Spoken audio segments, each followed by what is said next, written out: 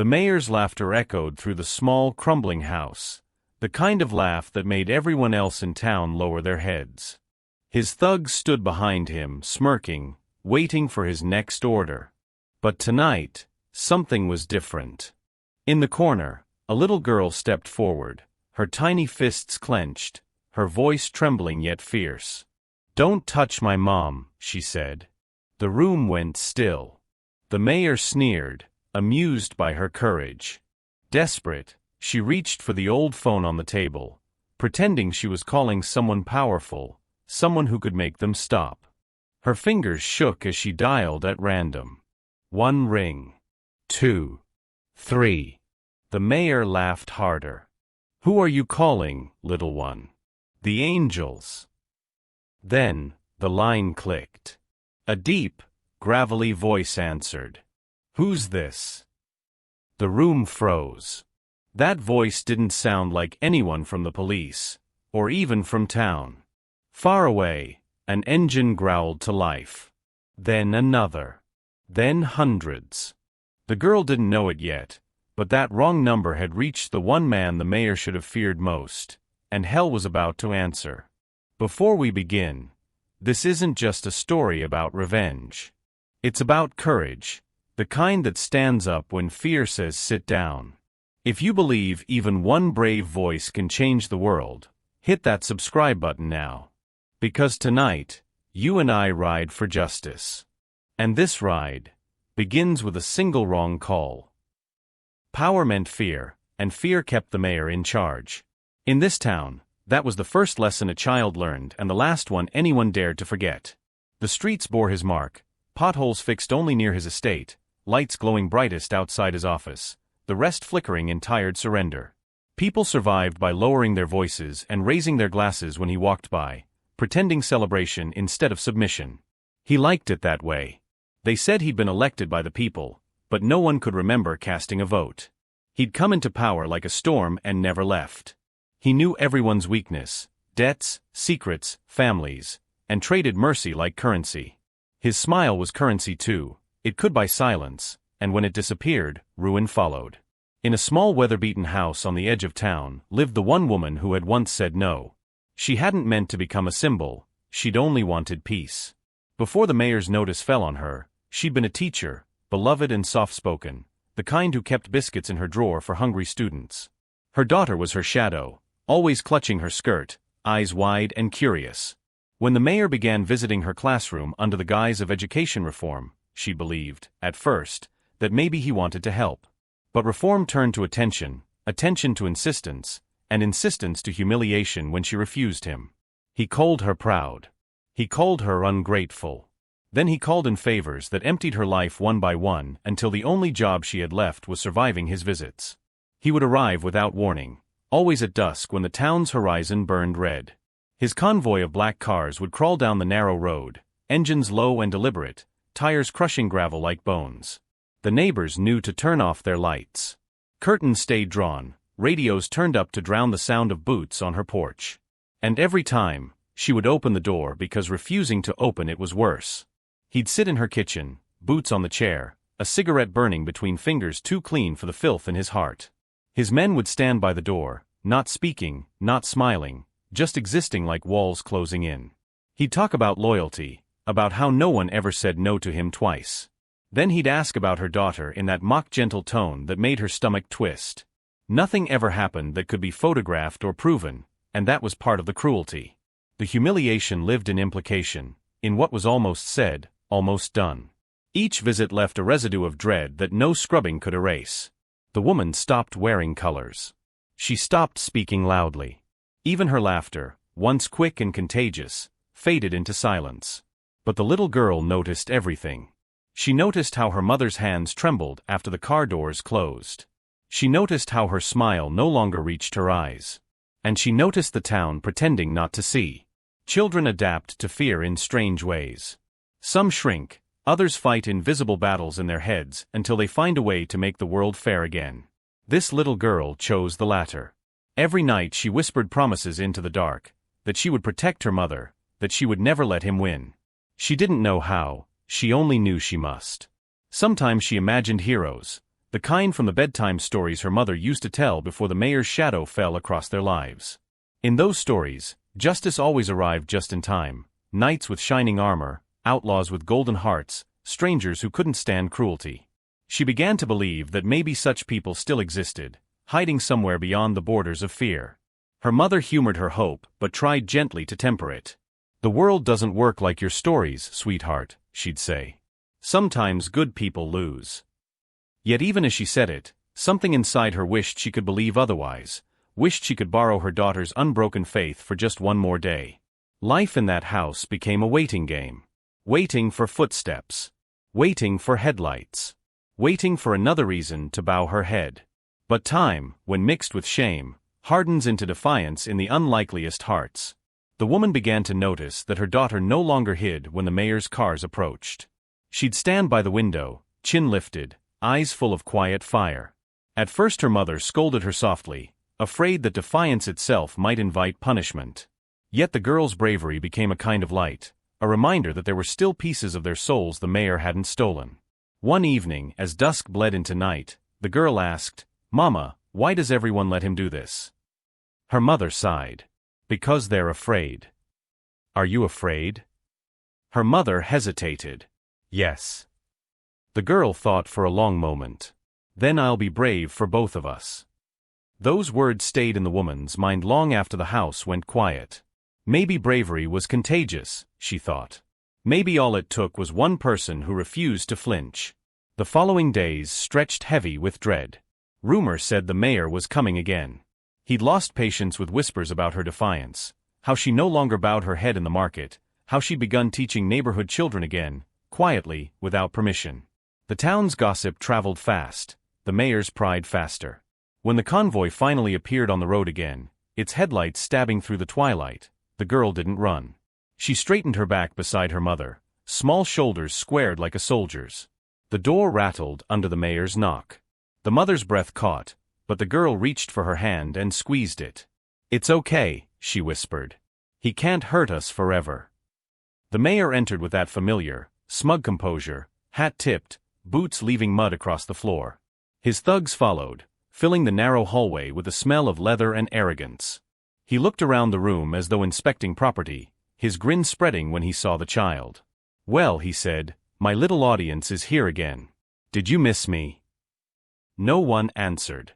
The only sound was the clock ticking on the wall. He liked that silence. It made him feel omnipotent. He turned to the woman, voice syrupy.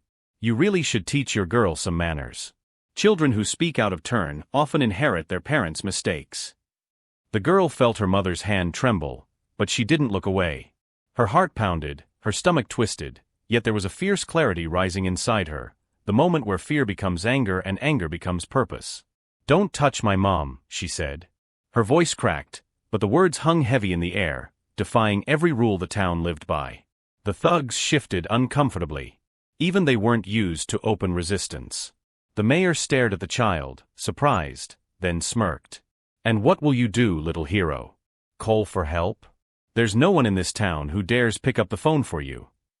Her gaze darted to the old landline on the table, its cord tangled, its color faded from years of use. Maybe no one would pick up, but she could make him believe someone would. She stepped closer to the table. Her mother whispered her name, pleading, but the girl lifted the receiver anyway.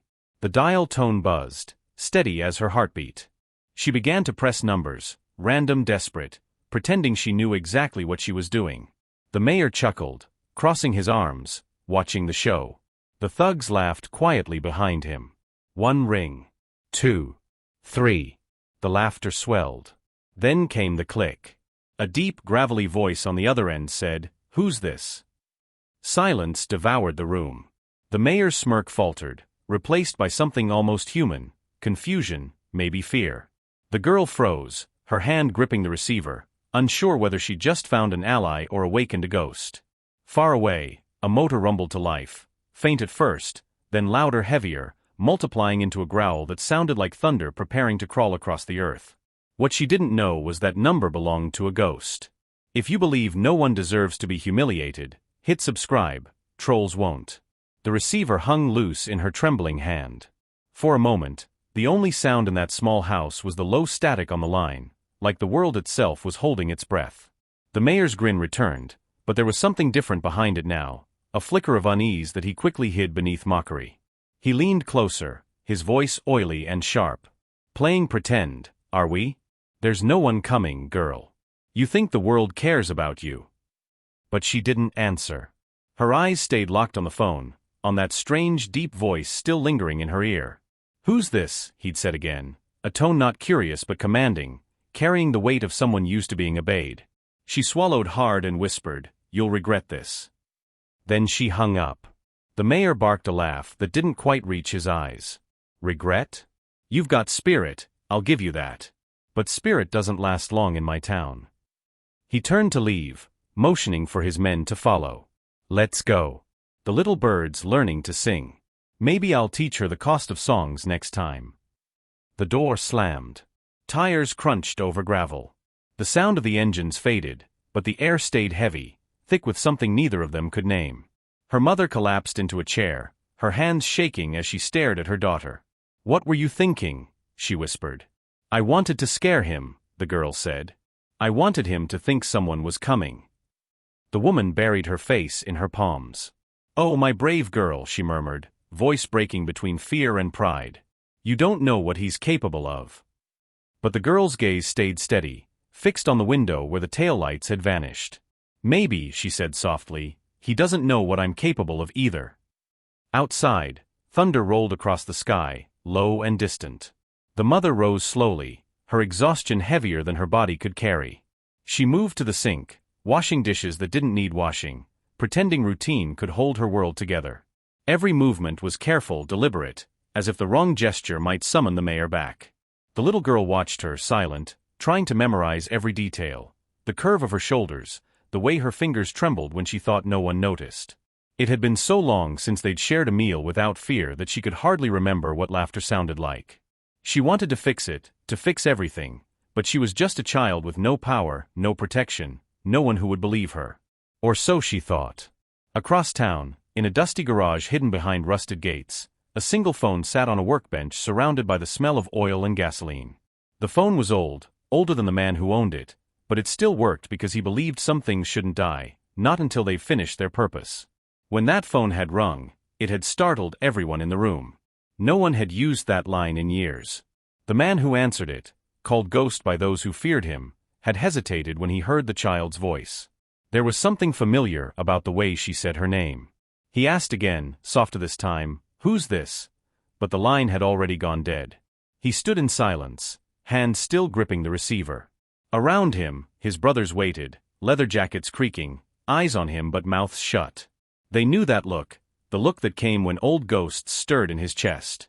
He didn't say a word, just walked out of the garage and into the night air. The wind carried the faint scent of rain and something else, memory maybe.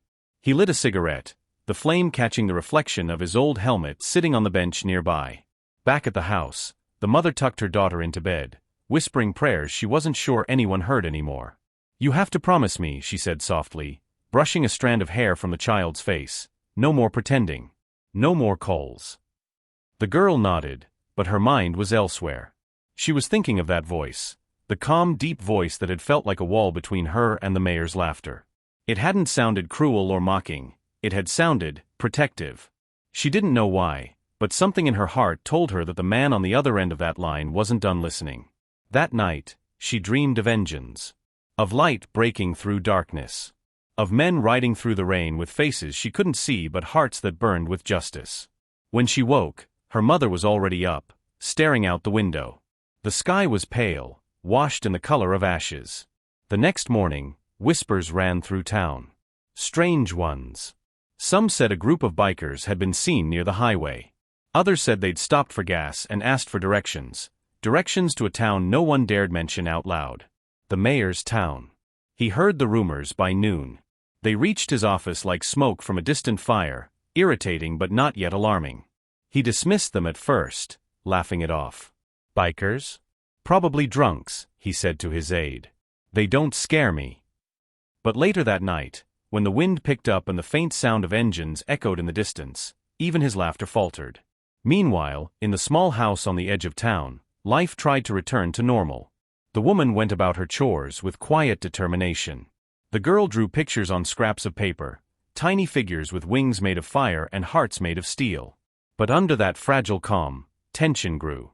Every time the phone rang, they both froze. Every creak of the floorboards made them glance toward the window.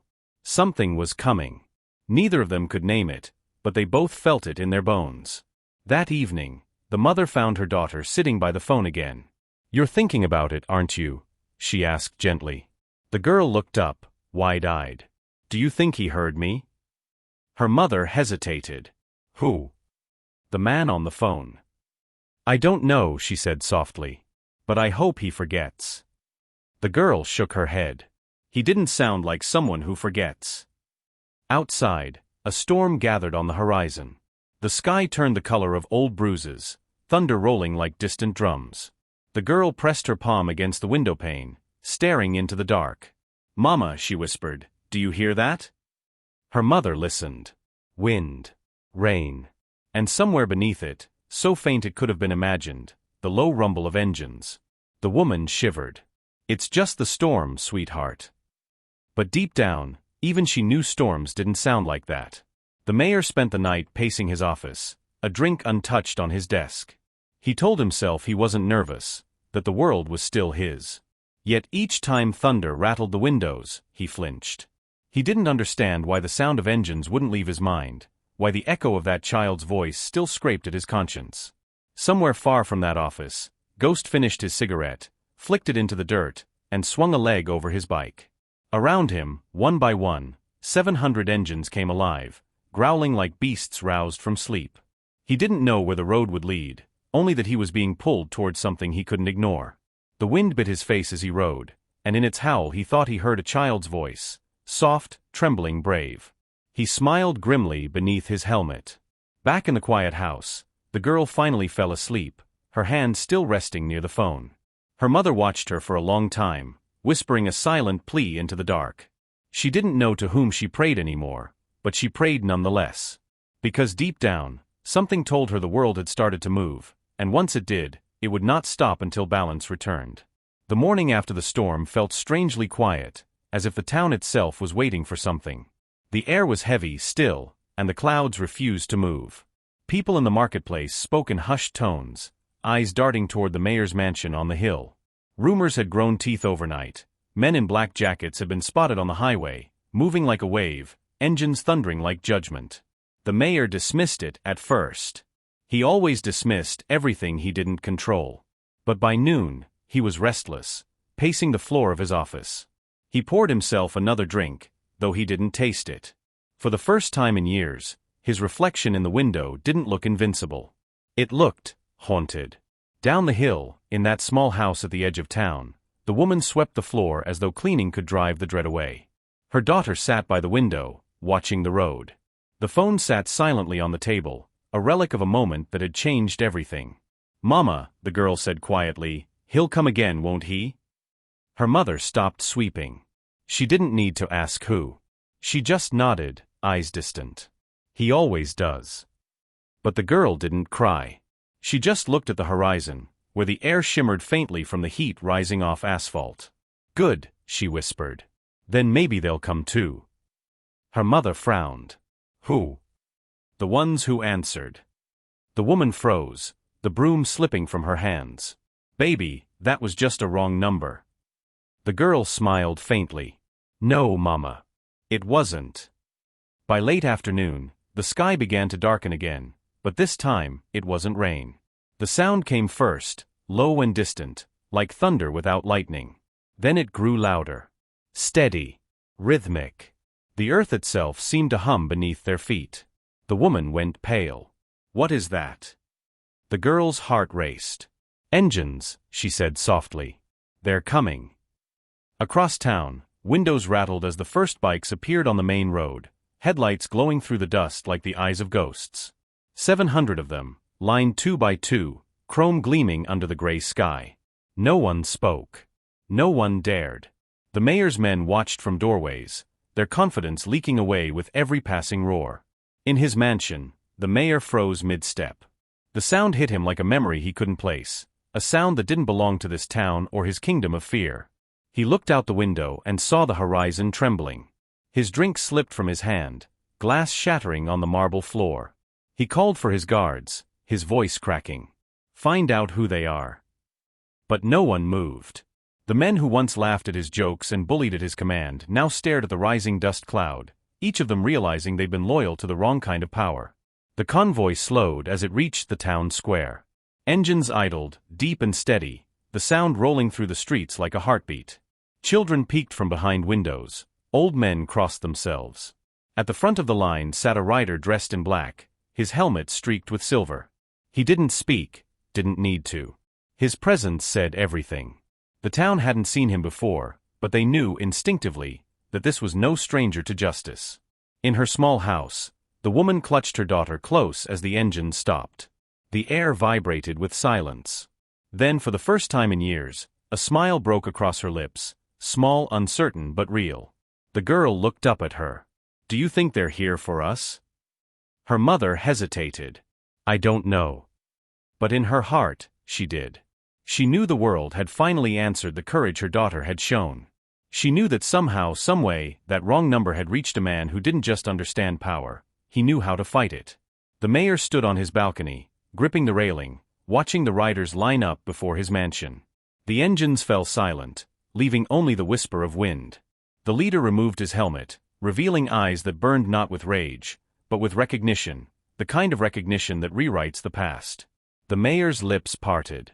"Who the hell are you?" The man didn't answer. He simply looked past him, toward the small figure standing in the distance beside her mother, her hand clutching the old phone like a relic of hope. And for the first time in his life, the mayor felt small. Because he understood, too late, that hell didn't always come with fire and fury. Sometimes it arrived quietly, answering the call of the brave. The engines roared once more, a sound that shook the town's very bones. The people who had lived in silence stepped outside, drawn by the noise of reckoning. The mayor took a step back, his empire trembling with him.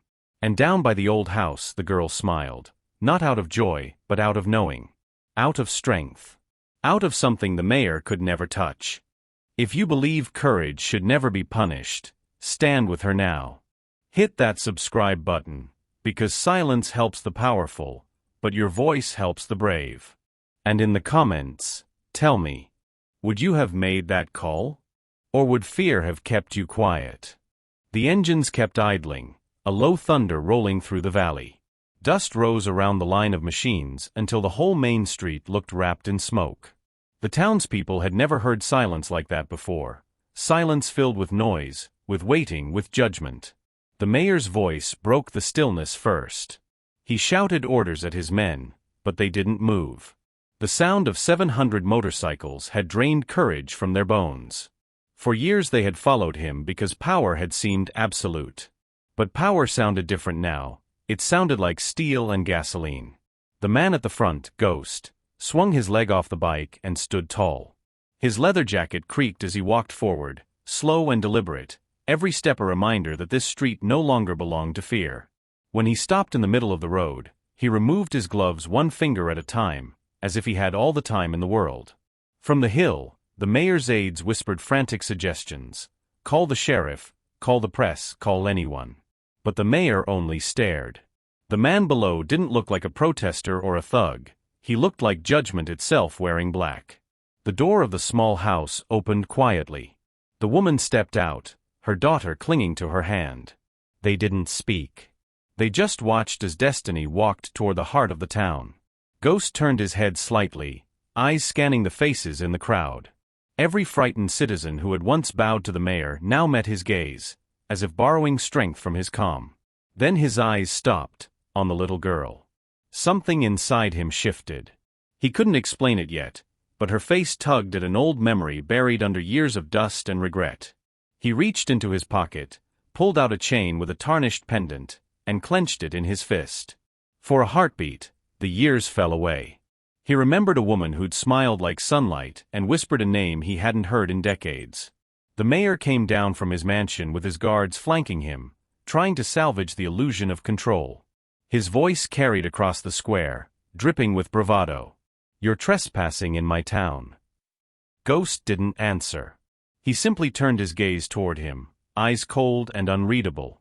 The crowd felt it before the mayor did, the shift of power, the weight of something unstoppable. The mayor laughed, but it came out brittle. You think a few motorcycles scare me? Ghost took a slow step forward. 700, he said quietly, voice gravelly, heavy with years and roads. And we don't scare easy. The crowd gasped. The mayor's smirk faltered. Behind Ghost, the engines revved once, in unison. The sound rolled through the street like a heartbeat made of thunder. The woman's knees trembled. The little girl squeezed her hand, eyes wide but fearless. "Mama," she whispered, "that's him. That's the man on the phone." Her mother couldn't speak. Her chest ached with something she didn't understand. Fear and hope tangled together. Ghost's eyes softened for the briefest second when he looked their way. Then he turned back to the mayor. "You've got debts," he said. "Debts you've been collecting in fear. But fear doesn't pay forever." The mayor sneered. "Who sent you? You think you can walk into my town and—" Ghost interrupted with a small shake of his head. "Your town." He looked around slowly. "Funny. I didn't see your name on the road." The thugs who had followed the mayor for years shifted uneasily. They'd never seen anyone speak to him that way and live to tell it. The mayor tried to regain ground. "Whatever story you've heard, it's a lie. That woman, she's a troublemaker. She's lucky I haven't had her locked up." Ghost didn't look at him. He looked at her. "That woman," he said quietly, "once had a laugh that could make a man believe the world wasn't broken." The words hit her like a spark in the dark. She stared at him, recognition dawning slowly, painfully. "James," she whispered under her breath. Ghost's jaw tightened. No one had used his real name in years. The mayor saw the look that passed between them and his fury flared. "You know him," he barked. The woman didn't answer. She didn't have to. The truth was already written on her face. The crowd murmured. The mayor's authority began to crumble under the weight of whispered realization. He pointed a trembling hand toward Ghost. "You stay away from her. This is my town, my rules." Ghost stepped closer, his voice calm. "Your rules end where cruelty begins." One of the bikers behind him roared his engine again, a single guttural sound that made the mayor's guards flinch. The little girl tugged her mother's sleeve. "Mama," she whispered, "is he really my—" Her mother pressed a finger to her lips, tears glistening in her eyes. "Not now, baby." But Ghost heard. His chest tightened. The world seemed to narrow until only that child existed, the sound of her voice, the spark in her eyes. He turned back to the mayor, his tone colder now. "You've taken enough from them. You're done." The mayor laughed again, desperate now. "You think I'm afraid of bikers? You think anyone here would side with you over me?" And that was his mistake. Because for the first time in years, the townspeople didn't look away. A baker stepped forward. Then a mechanic. Then a teacher. They didn't say anything, but their silence was different now, no longer fear, but quiet defiance. The mayor saw it and blanched. Power, he realized, wasn't a crown. It was a leash, and his had just snapped. Ghost took another step forward. "You built your kingdom on fear," he said. "But the brave don't bow forever." He paused, eyes flicking once more toward the child. Sometimes all it takes is one voice strong enough to make a call. The crowd held its breath. The mayor's men lowered their eyes. Far above the square, lightning flickered across the clouds, and the wind began to rise. If you believe no child should have to stand alone against power, tap that like button right now. Subscribe if you stand for those who can't fight back. The mayor backed away a step, sweat forming at his temple. "What do you want?" he hissed. Ghost's eyes were cold steel. "The truth." Out loud. The mayor shook his head. "You wouldn't dare. Try me." He motioned to one of his men. The man hesitated, then dropped his weapon to the dirt. The rest followed, the clatter of metal echoing like punctuation at the end of an era. Ghost looked around at them, at the faces of people who had forgotten what courage looked like until that day. "This isn't about revenge," he said quietly. "It's about remembering who you are." He turned to the crowd. "You've been afraid so long you forgot you outnumber him." The woman's tears fell freely now. Her daughter stood in front of her again, the way she had the night before. Only this time, she wasn't pretending. The mayor tried one last bluff. "You're breaking the law." Ghost's voice was almost a whisper. "Then maybe the law's broken." The mayor's voice cracked. "Who are you?" Ghost didn't answer immediately. He looked past him, toward the girl. The resemblance was undeniable now, the shape of her eyes, the stubborn line of her chin. He smiled faintly, sadness mingling with pride. Then he looked back at the mayor. "I'm the mistake you can't bury," he said. "And I'm here to collect what you stole, dignity." The crowd erupted, not in cheers, but in gasps and murmurs, a wave of relief that rolled through the square. The spell of fear finally broke. The mayor stumbled backward, grasping for words, for power, for anything that might still obey him. But there was nothing left to command. The bikers revved their engines again, a symphony of defiance that filled the town. Windows shook. Birds scattered from the rooftops. The sound climbed and swelled until it became more than noise, it became promise. The mayor covered his ears and shouted, "Enough!" But it wasn't enough, not yet. The engines cut off all at once. Silence fell again, heavier than before.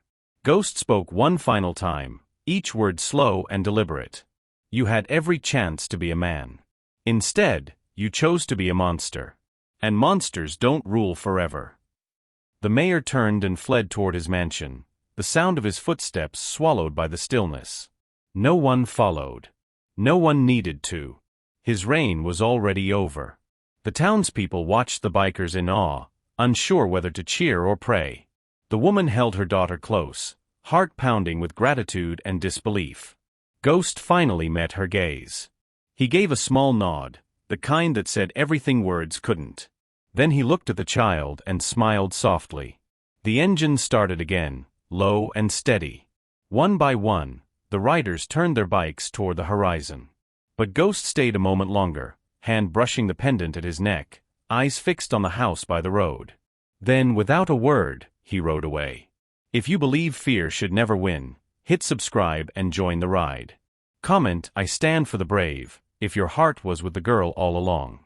The roar of the engines faded into the horizon, but the sound stayed behind like an echo caught in the town's heartbeat. For the first time in decades, the streets were quiet without fear.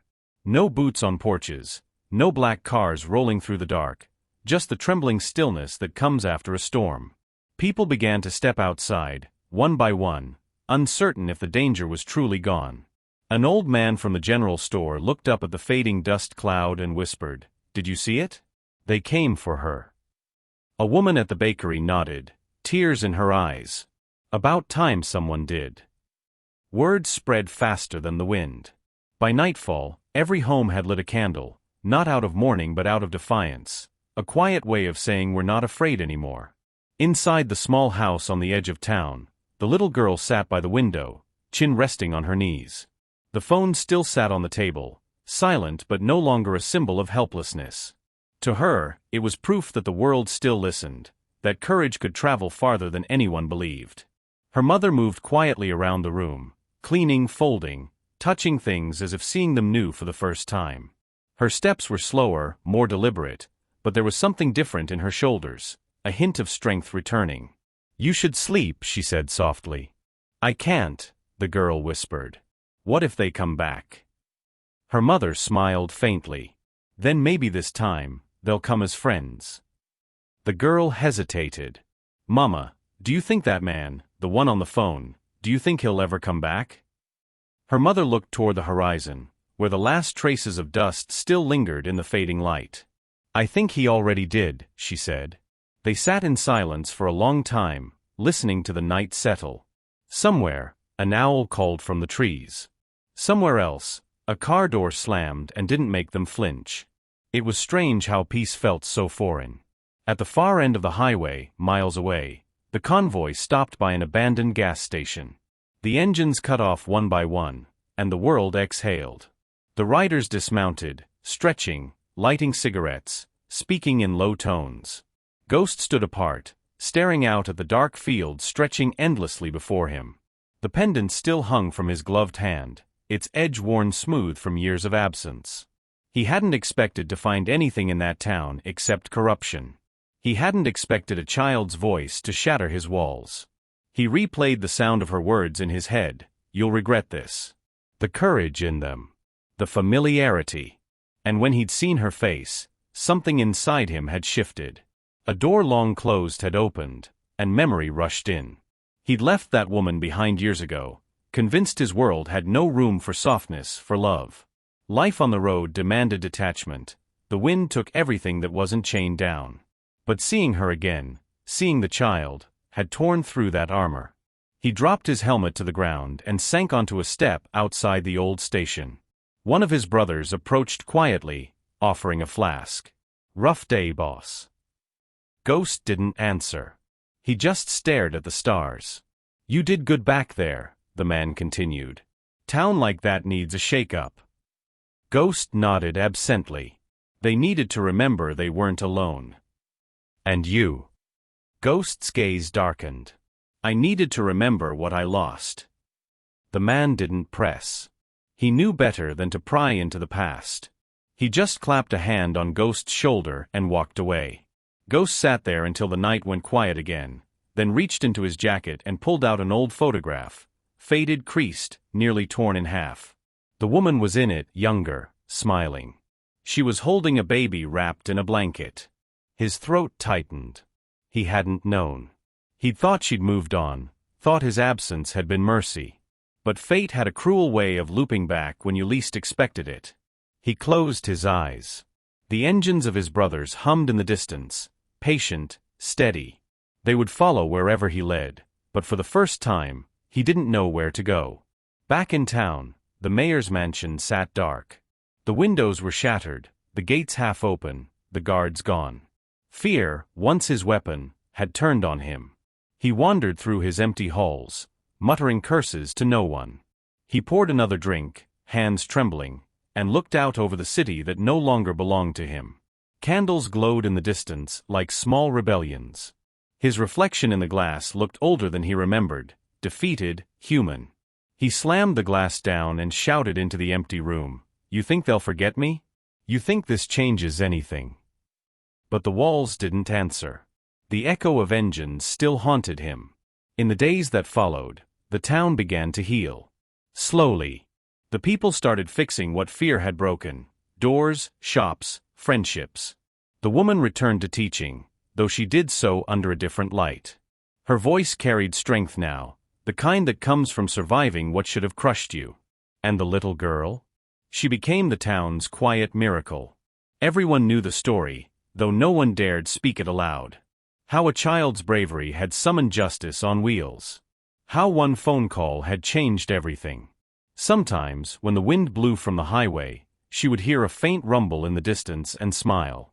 One afternoon, as the sun dipped low, she sat on the porch drawing in the dirt with a stick. A shape formed beneath her hand, a heart surrounded by wings of fire. She didn't know why she drew it, only that it felt right. Her mother stepped outside and sat beside her. "What's that?" "An angel," she said simply.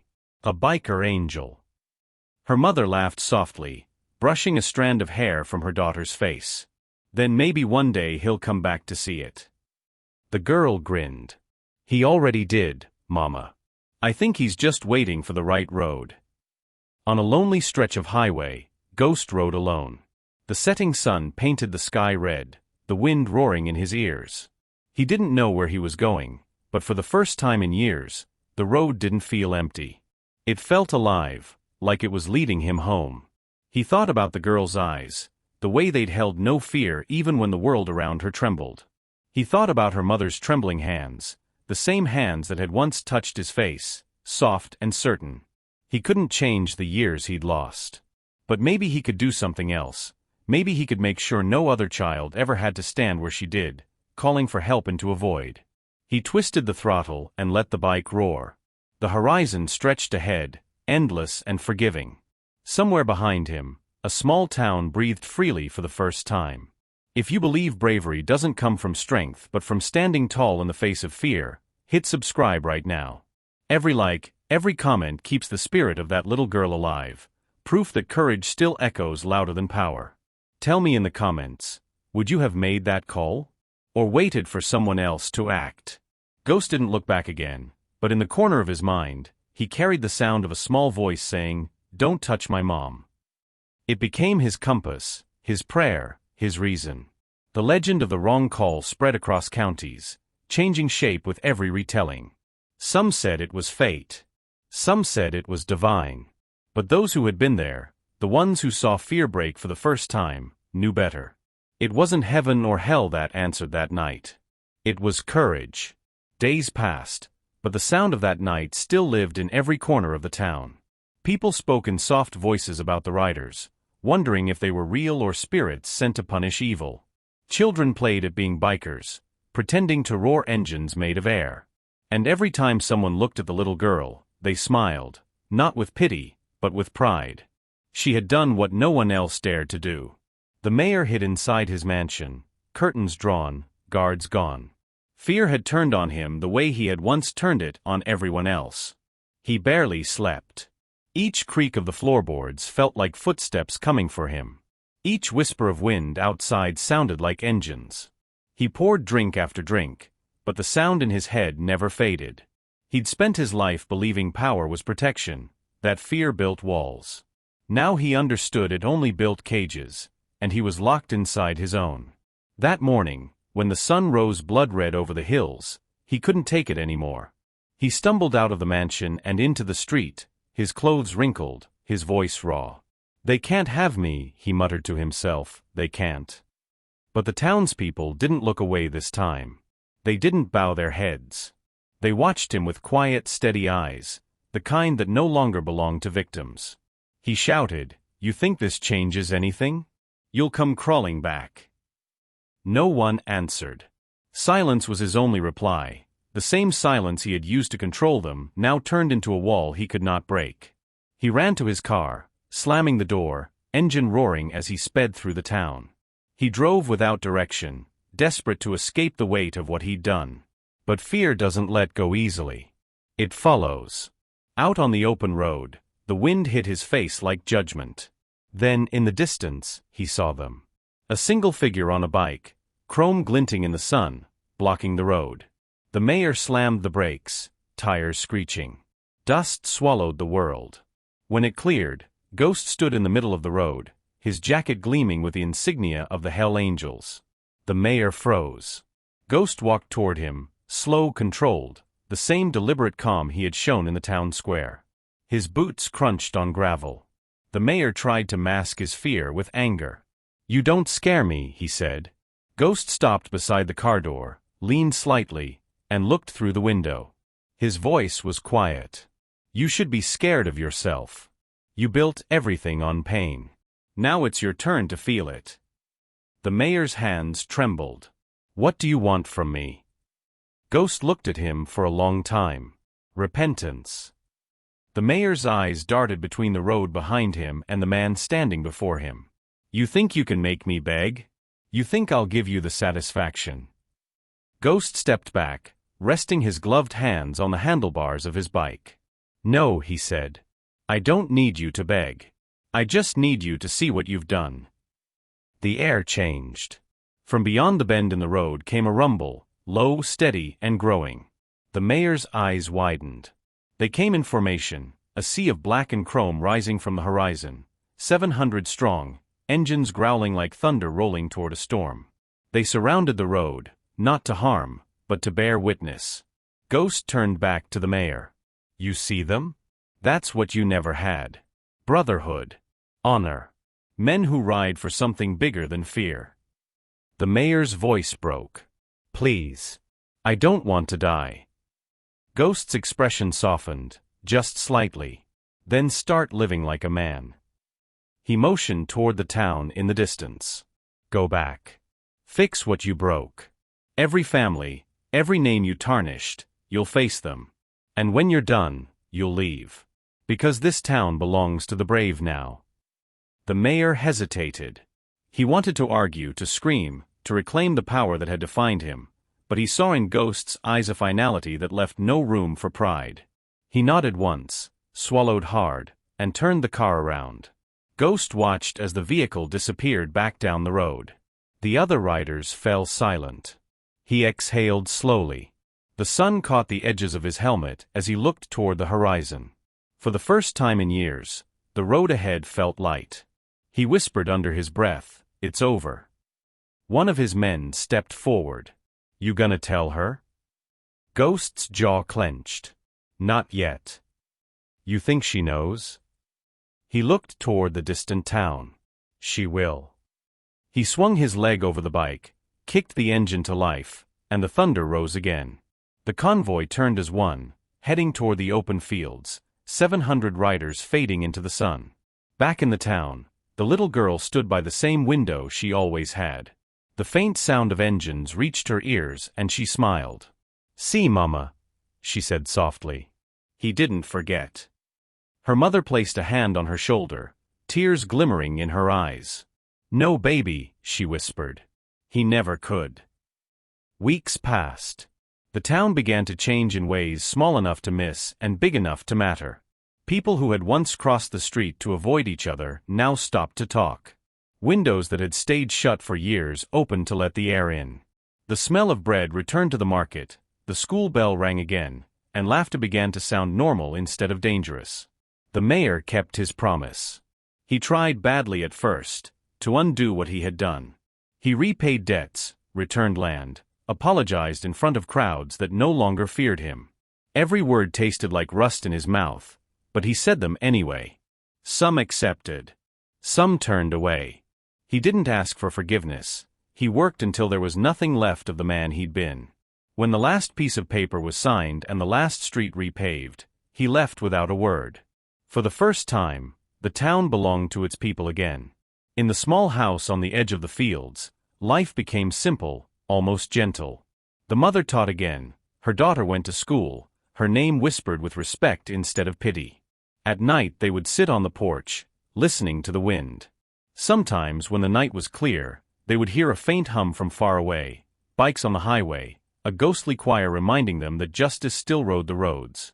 One evening, the girl found an envelope slipped under the door. Inside was a single photo, her mother holding a baby, taken years before she was born. On the back, in rough handwriting, it said, "Keep riding brave. Dad." She stared at it for a long time before running to her mother. The woman froze when she saw the picture. She traced the edges with trembling fingers, a smile breaking through her tears. "He found us," she whispered. The girl looked up at her. "Will he ever come home?" Her mother folded the photo carefully, holding it to her heart. "He already is." Far away, on a lonely stretch of highway, Ghost rode under the fading sun. The road stretched forever, the air sweet with dust and freedom. He didn't know where it led, and he didn't need to. Somewhere behind him, a little girl slept in peace. Somewhere behind him, a town had learned to stand tall again. That was enough. He rode faster, the wind tearing through his jacket, the horizon glowing gold. In his mirror, the world shrank to a line of light and dust. Ahead, it widened into possibility. He thought of her, the small voice that had cracked through years of silence, the courage that had lit a fire no army could put out. He smiled beneath his helmet. "Ride safe, kid," he murmured to the wind. The sky burned orange, the road turned silver, and the engines of his brothers rose behind him once more. Together they disappeared into the setting sun, 700 shadows keeping watch over the world. And somewhere in that town, a little girl dreamed of the day she would be old enough to ride, her heart steady, her spirit wild. Because courage, once awakened, never goes back to sleep. If you believe fear should never rule a heart, tap that like button right now. Subscribe if you stand with those who fight back with bravery instead of hate. And tell me in the comments, "I ride for justice," if you'd have picked up that phone too. Together, we keep the road open for the brave.